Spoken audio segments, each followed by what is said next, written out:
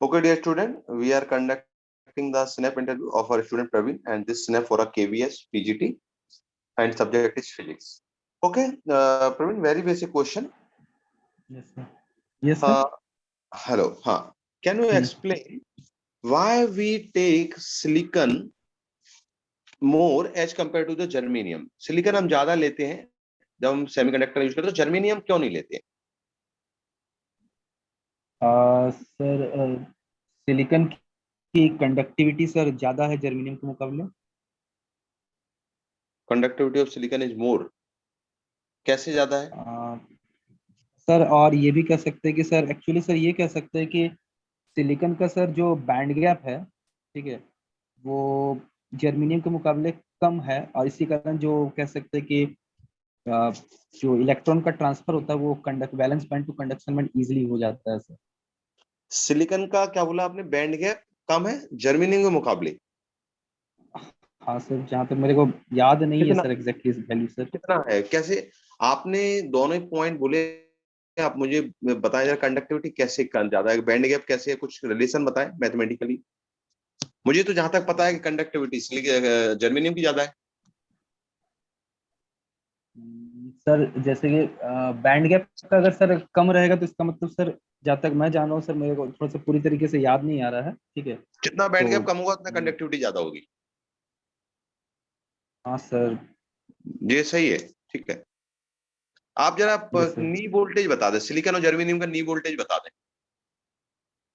Sir नी voltage तो sir, नी voltage का मतलब सर रिवर्स है सर, एक्चुअली याद नहीं है सर, वो सब टेक्निकल टर्म्स के सर थोड़े डेटा हो जा रहे हैं सर, तो नी वोल्टेज भी आइडिया नहीं है आपको? नी वोल्टेज तो हाँ बहुत ही सर, नी बेसिक चीज वोल्टेज का आइडिया है सर। मैंने कहा कि आपने सलवी से मुझे एक क्वेश्चन पूछा था कि नी वोल्टेज क्या होता है, तो मैंने तो बताया था कि सर नी वोल्टेज उस पर्टिकुलर वोल्टेज को है। नहीं कहते हैं नहीं नहीं रिवर्स। नहीं नहीं नहीं, हमने डेफिनेशन नहीं चाहिए मुझे, नी वोल्टेज कितना है सिलिकॉन और जर्मेनियम के लिए। मैं ये आपको बताना चाह रहा हूँ कि सर वो जर्मेनियम और सिलिकॉन की 0.7, 0. एक डेटा है तो सर 0.7 और 0.8 का होता है सर।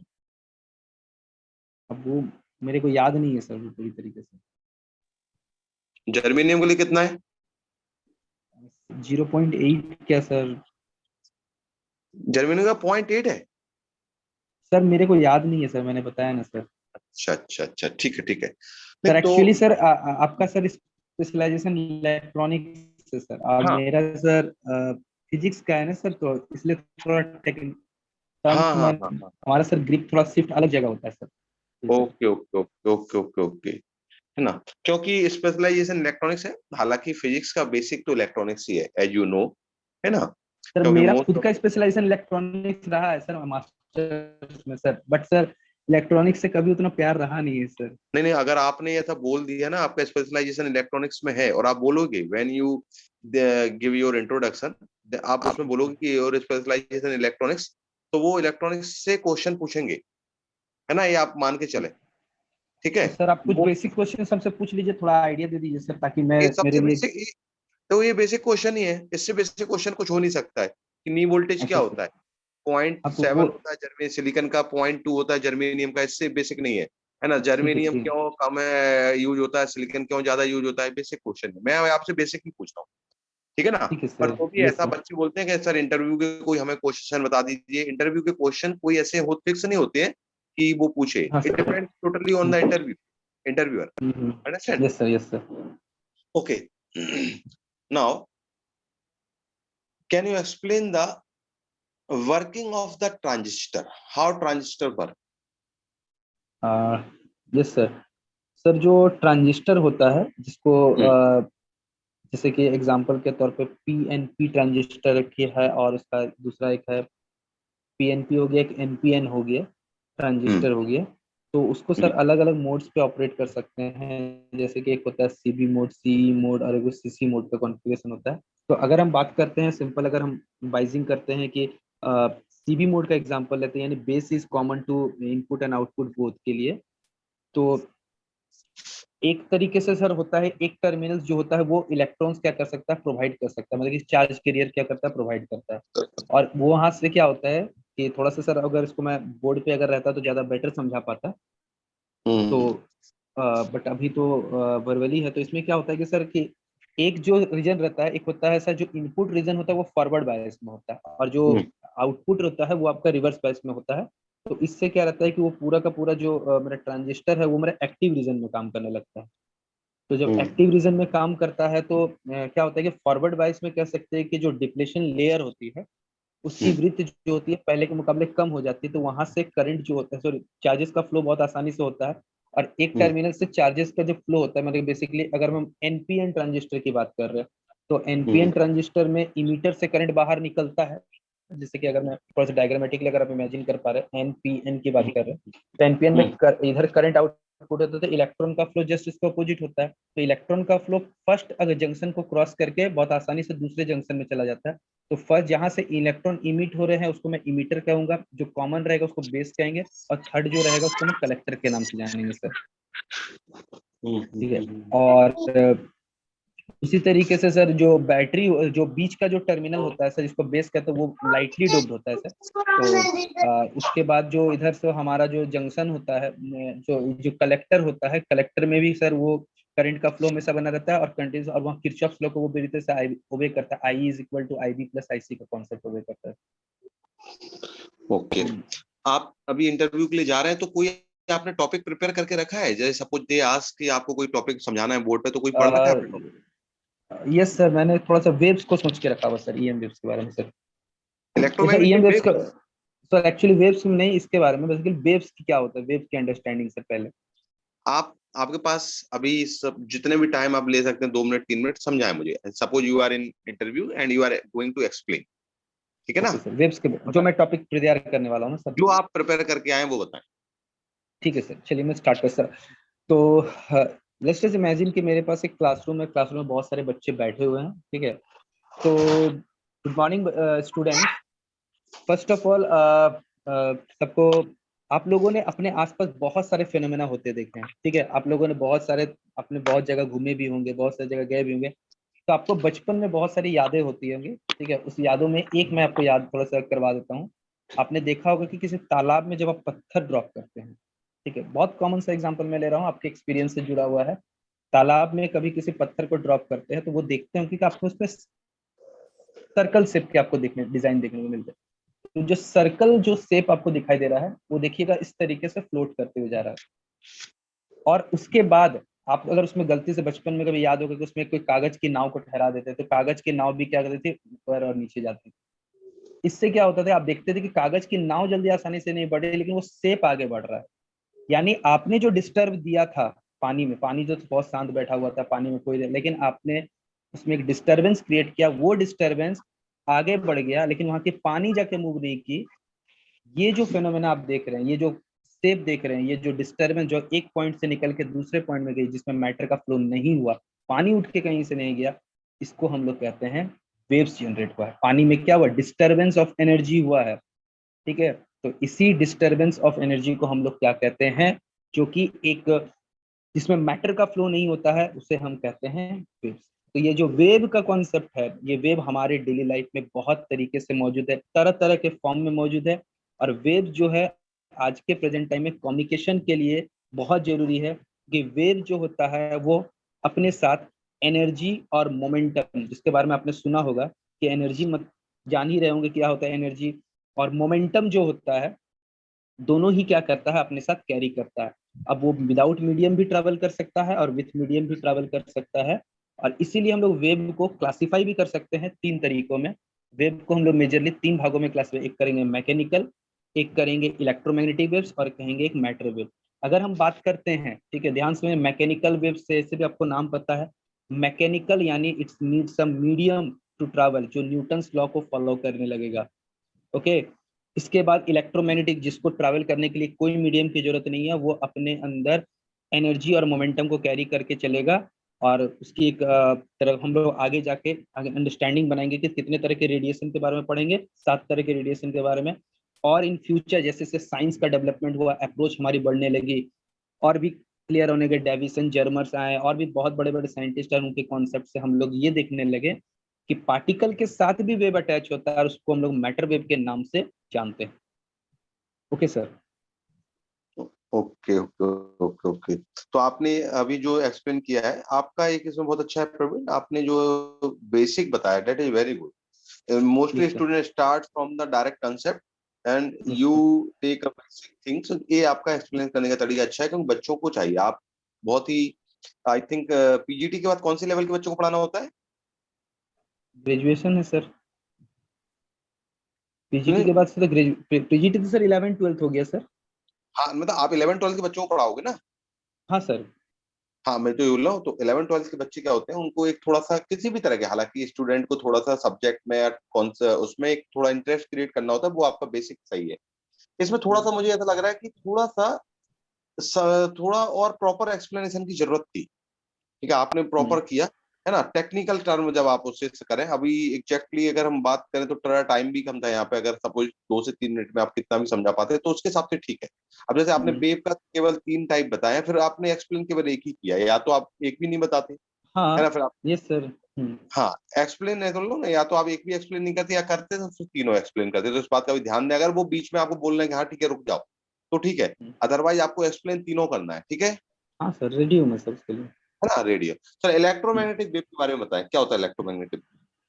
सर इलेक्ट्रोमैग्नेटिक वेव्स जो होते हैं एक तरीके के कह सकते हैं, एक विदाउट एनी मीडियम ट्रैवल करने वाले एक वेव्स हैं, यानी एक तरीके से कह सकते हैं अपने साथ एनर्जी और मोमेंटम कैरी करते हैं। और ये बेसिकली ओसिलेटिंग चार्ज पार्टिकल के कारण से तैयार होते हैं कि जब इलेक्ट्रिक फील्ड टाइम के साथ वेरी होता है वो मैग्नेटिक फील्ड जनरेट करता है, और मैग्नेटिक फील्ड जब टाइम के साथ वेरी करता है तो वो इलेक्ट्रिक फील्ड जनरेट करता है, और इसीलिए बेसिकली वो दोनों एक दूसरे के साथ सेल्फ सस्टेंड हो जाते हैं और एक नई तरीके के वेव वेव जनरेट करते हैं। और वही वेव अपने साथ इंफॉर्मेशन, बेसिकली इंफॉर्मेशन कहने का मतलब होता है कि वो अपने साथ एनर्जी और मोमेंटम की बात करते हैं, वो कैरी करके अपने साथ आगे बढ़ता है। तो that is known as electromagnetic. और इलेक्ट्रोमैग्नेटिक वेव्स की कुछ खासियत क्या है कि इसको हम लोग चाहे तो 7 तरह के क्लासीफाई करते हैं इनको, उनके वेवलेंथ और उनकी फ्रीक्वेंसी के बेस पर हम क्लासीफाई कराते हैं। और जब उनको कोई ऑर्डर में अरेंज करके स्टडी करते हैं तो that is known as electromagnetic spectrum के नाम से जानते हैं। और इन इलेक्ट्रोमैग्नेटिक वेव की जो जर्नी है, जैसे, हाँ हाँ, बोलते चले। यस सर, तो इलेक्ट्रोमैग्नेटिक वेव की जो जर्नी है वो एक दिन में आई नहीं है, इसके बहुत बड़ी हिस्ट्री पुरानी है। ओके, इसमें जो सबसे पहला जो कंट्रीब्यूशन आता है वो हेनरिक हर्ट्ज का आता है, जिन्होंने सबसे पहले रेडियो वेव्स के बारे में बताया था। उसके बाद टाइम के साथ हम लोगों ने बहुत तरह के, फिर हमारे जगदीश चंद्र बोस का नाम आता है, उनमें भी उन्होंने भी बहुत तरह के वेव्स के बारे में बताई। फिर हमने टाइम के साथ फिर एक्सरे खोजा, गामा रे खोजा, माइक्रोवेव, इंफ्रारेड, विजिबल, इन सब को खोजा। इनकी खासियत यही है कि इलेक्ट्रोमैग्नेटिक वेव्स वैक्यूम में तो इनकी सबकी स्पीड सेम होती है, जो कि लाइट के स्पीड के लगभग अप्रोच करती है, 3 × 10⁸मीटर। बट मीडियम में जाने के बाद इनकी स्पीड क्या होती है, चेंज हो जाती है। मतलब मीडियम की प्रॉपर्टी पे डिपेंड करता है एक्चुअली। उसकी जो स्पीड होती है डिक्रीज करेगी इंक्रीज करेगी, वो मीडियम की इलेक्ट्रिकल और मैग्नेटिक प्रॉपर्टी पे डिपेंड करती है। बाकी अगर अगर एयर में है तो सबकी स्पीड बराबर होती है, तो वहां पर कोई डिसिपेटिव फोर्स या उसकी कोई प्रॉपर्टी आप नहीं देके चल सकते हैं। तो ये कह सकते हैं इलेक्ट्रोमैग्नेटिक वेव्स के बारे में। और इनकी जनरेशन जो होती है वह मैंने अभी आपको बताया कि टाइम वेरिंग इलेक्ट्रिक और मैग्नेटिक फील्ड के चेंज के कारण से होती है। एक बार, और बेसिकली अगर हम इसको और भी एडवांस थ्योरी पे लेके जाएंगे तो इनको चूंकि आपस में कोई मीडियम की नहीं चाहिए, तो इनमें क्या होता है, ये एक पैकेट ऑफ एनर्जी का भी कॉन्सेप्ट आता है जिसको हम लोग फोटोन कह सकते हैं। और फोटोन अपने साथ क्या कैरी करता है, एनर्जी और मोमेंटम कैरी करता है, और ये मासलेस पार्टिकल की तरह हम इनको क्या करते हैं, ट्रीट करते हैं। Okay, okay very sir. Good. अगर हम बात करें इलेक्ट्रोमैग्नेटिक वेव की, तो कितने यस सर। डायमेंशनल वेव की होगी ये? 1D, 2D, 3D, 4D? नहीं समझे सर, क्या बोलना चाह रहे हैं मतलब। वेव जो होती ना, यस इसमें सर। कुछ डायमेंशन होते हैं ना। जैसे आप बोलते हैं ना 1D वेव है, 2D है, 3D है, या हम बोलते हैं सिग्नल वेव, और सिग्नल तो एक ही बात हुई। सर आप बेसिकली इसको अगर बात करते हैं, अगर नॉन रिलेटिविस्टिकली बात करते हैं तो सर ये तो 3D रहेगी सर। अगर रिलेटिविस्टिक बात करेंगे तो टाइम के साथ अगर देखेंगे तो 4D 4D हो जाएगा सर। ओके, 3D कौन कौन से इसके डायमेंशन होंगे? तीन कौन कौन से इसमें होंगे, बता सकते हैं क्या? सर आप तो ऐसे अगर कार्टेशियन कोऑर्डिनेट के हिसाब से चलेंगे तो आप इसको कोई भी डायरेक्शन इसको असाइन कर सकते हैं, depend upon the suitable coordinate system sir. अगर हम बात करते हैं कार्टेशियन कोऑर्डिनेट सिस्टम की बात करते हैं तो XYZ कंपोनेंट की बात करते हैं। और ओ, अगर मैं अगर हम बात करते हैं स्फेरिकल कोऑर्डिनेट सिस्टम के, तो आर, थीटा और फाई की बात करते हैं। सिलेंड्रिकल कोऑर्डिनेट सिस्टम की बात करते हैं तो आर, थीटा और जेड कोऑर्डिनेट स्पेसिफाइड करते हैं। और यूरेलर्स भी एक होता है सर, बट उसके बारे में थोड़ा सा मैं लैक कर रहा हूँ सर। ठीक, okay okay okay Praveen, okay, your time has been completed, now let's conclude in interview. जी sir. If I give the feedback on your technical, then your technical is good. Around out of 10, it is around the 7.5 for the physics and around 6.5 to 7 for the basic of the electronics. Okay. Yes. As you told that you have converted your master. आपका master बोला ना अपने electronics में? हाँ sir, मेरे master से जो specialisation हम लोग को मिलता है सर कॉलेज से, वो इलेक्ट्रॉनिक्स ही कहलाएगा सर। है ना? तो मैं आपको एक सजेशन देना चाहूंगा कि आपका मास्टर अगर इलेक्ट्रॉनिक्स में है तो आपको उसको पढ़ना ही पड़ेगा, अच्छे लेवल पे पढ़ना पड़ेगा, बेसिक लेवल पे भी नहीं, अच्छे लेवल पे, है ना? क्योंकि वो आप ठीक है, देखो मैं आपको बताऊं, जैसे कि कोई जैसे एमटेक करके आया है suppose in any of the thing, तो आप उसमें एमटेक के क्वेश्चन बनेंगे उसमें, ठीक है ना? आपने मास्टर किया तो मास्टर के क्वेश्चन बनेंगे। तो पहला स्टेप है आप अपना प्रीजीटी से रिलेटेड पढ़े, और दूसरा प्रायोरिटी वाइज हमें प्रिपरेशन करना होती है ना? पहली प्रायोरिटी तो आपका यही है जो आपका ये क्या बोलते हैं स्पेशलाइजेशन है, ठीक है, PGT in physics, physics priority है। सेकंड आपका मास्टर है इलेक्ट्रॉनिक्स में, उसे पढ़ना पड़ेगा। फिर आपका ग्रेजुएशन किस में? सर ग्रेजुएशन भी मेरा फिजिक्स ही है सर, बट उसमें भी सर स्पेशलाइजेशन हम लोग को इलेक्ट्रॉनिक्स। एक्चुअली क्या है ना सर कि हमारे कॉलेज में सर ऑप्शन नहीं दिया जाता है सर, ऑप्शन थोपा जाता है सर। ओके, समझ गया। तो फिर तो आपको ग्रेजुएशन में भी इलेक्ट्रॉनिक्स है, फिर तो आपको इलेक्ट्रॉनिक्स, क्योंकि फिजिक्स और इलेक्ट्रॉनिक्स में कुछ अंतर नहीं है, मैं आपको बताता हूँ, है ना? वो दोनों लगभग एक ही है, फिजिक्स एक सीखा जाए तो वो है, तो आपको पढ़ना पड़ेगा, तो थोड़ा सा उसे प्रिपेयर जरूर करें, मेरा और मानना सर है। मेरा जो आपके अभी पास मैंने टाइम आपको एनपीएन ट्रांजिस्टर का जो बताया सर, वो एक्सप्लेनेशन ठीक था कि उसमें और भी थोड़ा सा? नहीं, उसमें थोड़ा वो इम्प्रूवमेंट की जरूरत है उसे। जब भी आप कोई चीज एक्सप्लेन करें तो मेरा मानना है कि अगर आपके पास कोई ग्राफिकल अप्रोच है ना, तो उससे हमेशा एक्सप्लेन किया करें why the taking the permission, है ना? पहले उनसे पूछे sir can I explain why using of graph, why using of any diagram, तो थोड़ा सा एक्सप्लेन आसान होता है। जैसे सपोज आप बोर्ड पे भी जाओगे, है ना, कोई टॉपिक उन्होंने दिया, उन्होंने बोला चलो एनपीएन ही समझा दो।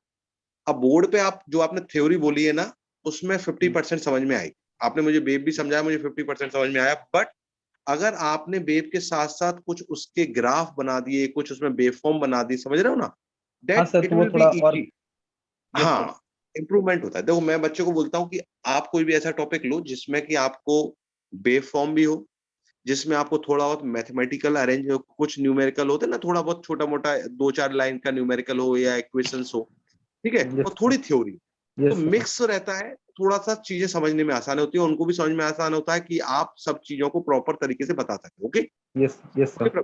तो आपका एक्सप्लेनेशन तो ठीक है, थोड़ा सा और वर्क करना है और टू द पॉइंट अपन को और बात करना है, तो उसका सही रहेगा, ठीक है? Yes sir. ठीक है, anything you want to ask, आप कुछ पूछना चाहते हैं?